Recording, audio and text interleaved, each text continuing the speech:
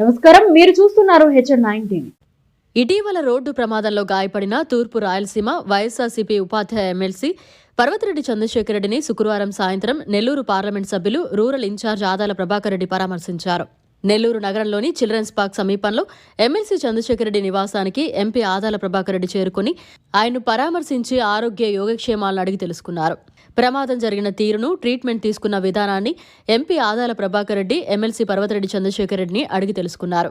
త్వరగా సంపూర్ణ ఆరోగ్యంతో కోరుకోవాలని ఎంపీ ఆదాల ప్రభాకర్ రెడ్డి ఆకాంక్షించారు. ఎమ్మెల్సీ పర్వతిరెడ్డి చంద్రశేఖర్ రెడ్డిని పరామర్శించిన వారిలో Nellore Vijaya dairy chairman Kondareddy Rangareddy, AMC Pernati Koteswarareddy, YSRCP senior నాయకులు సన్నప్రెడ్డి పెంచల్రెడ్డి, స్వర్ణ వెంకయ్య, జీవి ప్రసాద్, మల్లు సుధాకర్ రెడ్డి, కార్పొరేటర్లు మూలే విజయభాస్కర్ రెడ్డి, ఒరిస్సా శ్రీనివాసులరెడ్డి, తాళ్లూరు అవినాష్, నాయకులు యాగసిరి శరత్చంద్ర తదితరులు పాల్గొన్నారు.